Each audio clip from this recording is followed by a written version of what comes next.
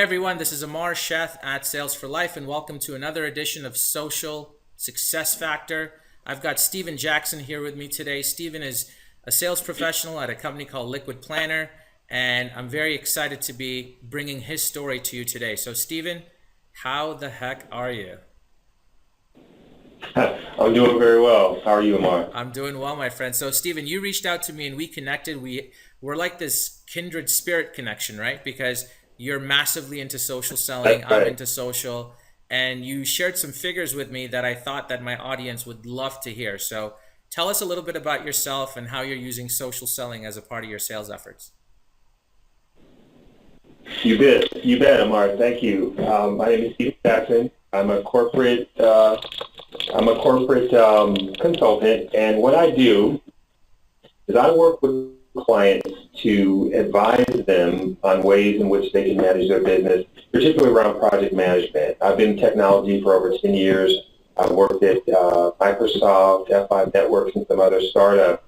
But what I discovered a few years ago is that social was really the way to go in terms of sales. Part of what helped me do that, people like Jamie and Amar, who I would start to see them and I'd see the things that they talked about, and I thought, there's probably something about this social selling. So I decided to listen to it, and I investigated it, and when I got into it and I started, one of the things I noticed were the numbers, and we're sales folks and the numbers mean a lot to us. I started to track my influence, if you will, and people's curiosity about me in LinkedIn, Twitter, and other areas, and literally I started to get my profile views on LinkedIn. I started to track how they were going once I adopted. I stopped counting after I hit about 2,000% growth. It was mind-boggling. And so my peers, where we had equal amounts of leads that would come to the company, I was outpacing them by 2x. But yet we have the 2x. same number of leads, 2x. Wow. And we know what that means in a pipeline, Yeah. in leads. So what ended up happening was the marketing department determined that I was drawing in a huge amount of people from my social activity because the other people weren't. It was a perfect control group. Now, numbers don't lie, and so that's what convinced me, and I haven't looked back since. So Stephen, obviously it's at your liberty to disclose this, but what does this mean in terms of pipeline growth and in terms of revenue? How are you performing in those areas?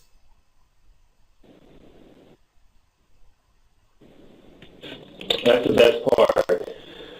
Uh, Back in the era when I was with Microsoft, we used to have 3x um, coverage in our pipeline in terms of our quota number.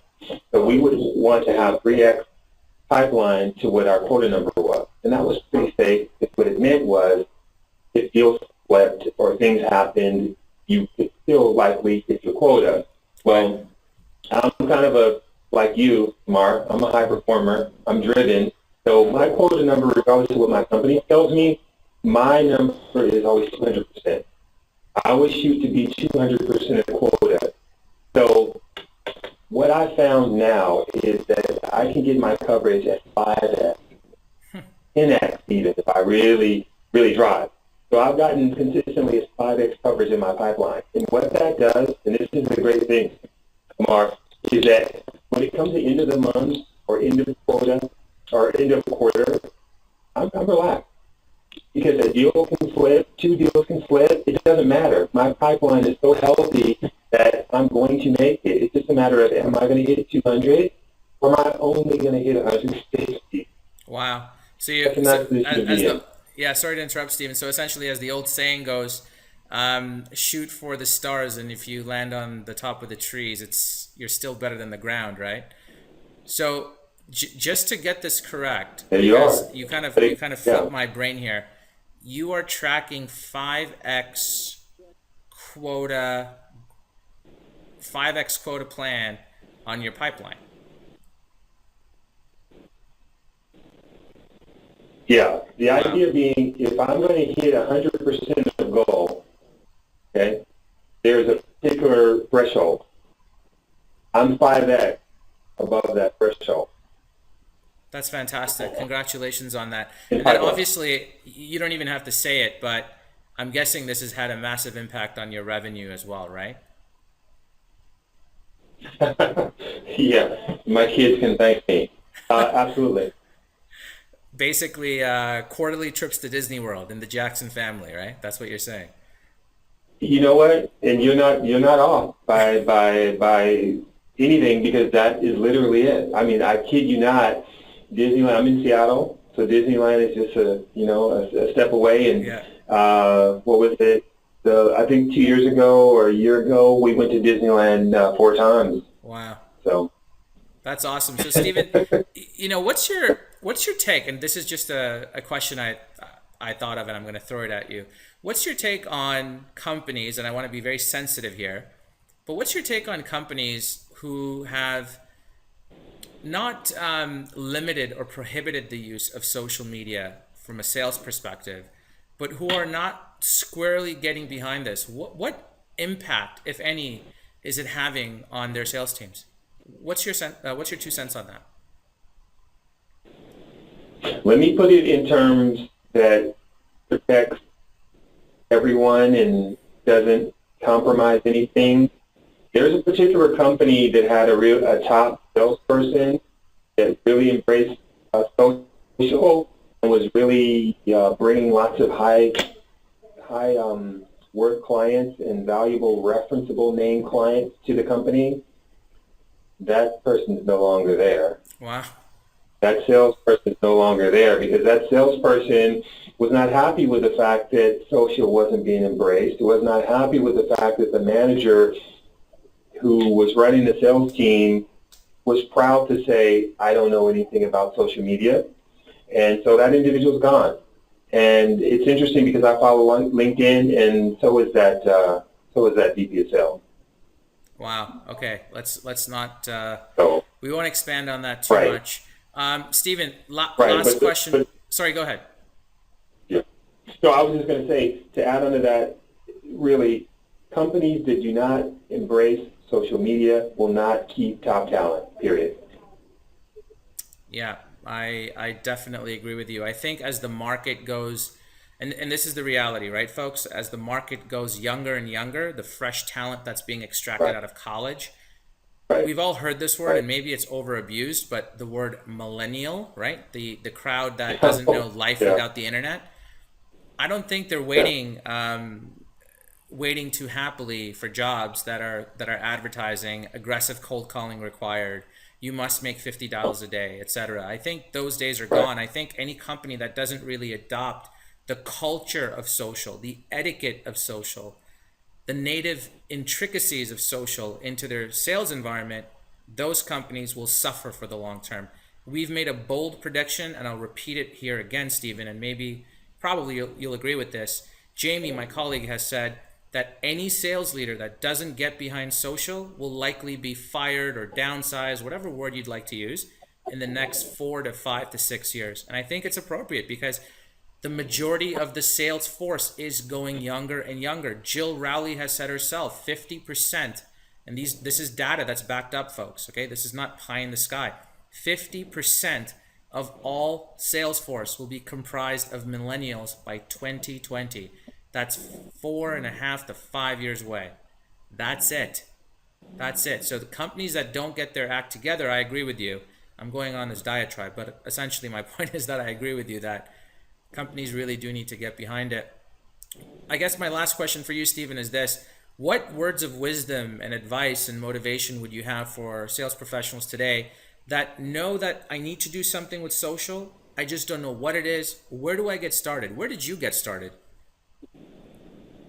yeah. That's a great question, and I'll tell you, it wasn't that long ago that I was completely not at all involved in social, and it wasn't that long ago. So I'll be honest there. So anyone who that's their position, don't worry, I was there not very long ago.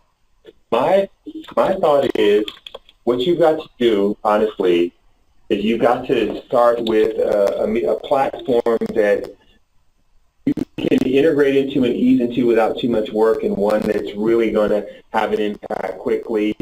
And I'm not advertising, but I suggest LinkedIn because LinkedIn is serious. LinkedIn gives you insight. And social, in my opinion, humble as it is all about warming up interaction. No cold call. Warm calls at the worst. The idea being, I've got insight into these individuals where I can call them and talk to them about the specific ways I can help them.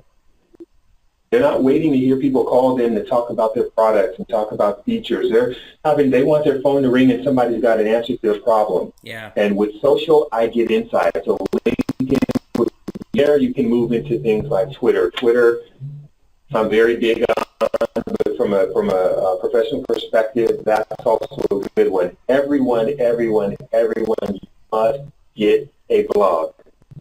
And Amar is a veteran of blogging, and I tip my hat to him because he's diligent about it, he's consistent, and that's what it's all about. Understand that blogging doesn't mean you have to actually write the blog. Think of Huffington Post. Just be an aggregator of information that matters to your buyers, to that industry that they're in. I send my blog is in my signature line. I talk to my clients about it all the time, and they follow it. And I see every day that they consistently come back and look at it because the information is valuable. So that's my thought. Wade into the water. But the main thing, follow somebody like Amar. Talk to someone like Amar. And we didn't arrange this ahead of time. He's not paying me to say this. Really, Amar, Jamie, they're great. They're experts. They know this. Just like you're experts for your clients, they know what to do. Follow them. Watch what they do. Amar had a great post today, and he might have seen. I favorited it. I sent it out. Some other people tapped into it. I commented with them. You can simply model what he's doing and what people like myself and others are doing, and that's my real suggestion. And from there, in no time, literally within 2 quarters, you'll be an expert. Wow, thanks. Thank you for the kind words, Stephen. So listen, I won't take too much of your time. I know you got to get back to closing deals on that 5X pipe that you're building. That's right. So thanks again for your time. I really appreciate it. And to the sales crowd watching this, listen, Steve Jackson is a prime example of what you can do. As he said himself, it doesn't take long. Social selling is different. It's not difficult. It's just different. You just have to get accustomed to it. That's all. So, Stephen, let's keep in touch. I would love to have you back on the show, maybe 6 months from now, 3 quarters from now. Yeah. And you're probably going to tell me that your pipe is like 12.5x at that point. I don't know. I hope so. So thanks again for your time. Well, Mark, I appreciate the time, appreciate what you're doing, and I'm always available. So thank you. Thank you, my friend. Appreciate it. Have a great day. You're welcome. You too.